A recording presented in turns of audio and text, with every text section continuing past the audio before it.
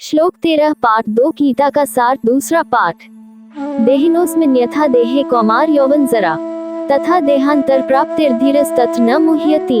जैसे जीवात्मा की इस देह में बालकपन, जवानी और वृद्धावस्था होती है, वैसे ही अन्य शरीर की प्राप्ति होती है, उस विषय में धीर पुरुष मोहित नहीं होता। 13 व्याख्या। इस श्लोक में भगवान श्री कृष्ण ने आत्मा की अमरता और शरीर की अस्थिरता की बात की है। यहाँ पर वे शरीर के विभिन्न अवस्थाओं की तुलना आत्मा के चिरकालिक स्वरूप से कर रहे हैं। जैसे शरीर में बचपन, युवावस्था और वृद्धावस्था जैसे परिवर्तन आते हैं, उसी प्रकार आत्मा भी इन भौतिक परिवर्तनों से परे है। जब शरीर का परिवर्तन होता है, तब आत्मा का स्वरूप अपरिवर्तनीय रहता है। श्री कृष्ण बताते हैं कि जिस प्रकार बचपन से युवावस्था और फिर वृद्धावस्था की ओर शरीर का विकास और बदलाव होता है, उसी प्रकार मृत्यु के बाद आत्मा एक शरीर से दूसरे शरीर में प्रवेश करती है। इस तथ्य को समझकर एक समझदार व्यक्ति धीर कभी भी मोह नहीं करता, क्योंकि वह जानता है कि आत्मा नष्ट नहीं होती, बल्कि केवल शरीर बदलता है।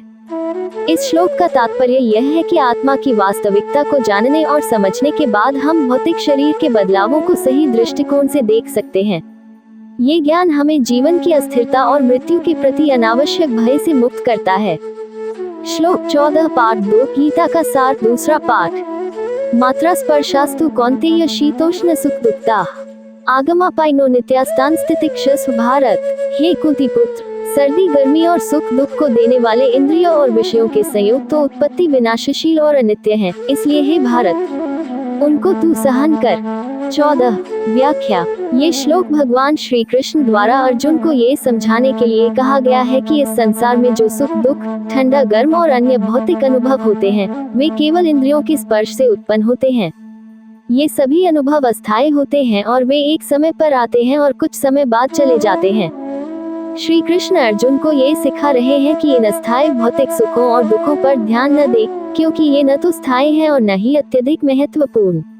इन अस्थायी भावनाओं के प्रति धैर्य रखना आवश्यक है। जो व्यक्ति इन अनुभवों को सहन करने की क्षमता रखता है और अपनी आत्मा के वास्तविक स्वरूप को पहचानता है, वह ही सच्चे संतोष और शांति की ओर अग्रसर होता है। इस श्लोक का संदेश है कि मानव को अपने जीवन में आने वाली हर परिस्थिति को धैर्य और संयम के साथ स्वीकार करना चाहिए और इन्हें स्थायी मानने की बजाय केवल अस्थायी समझना चाहिए। इस तरह की मानसिकता से व्यक्ति अपने लक्ष्यों पर ध्यान केंद्रित कर सकता है और भौतिक सुखों और दुखों से परे अपनी आत्मा की सच्चाई को जान सकता है।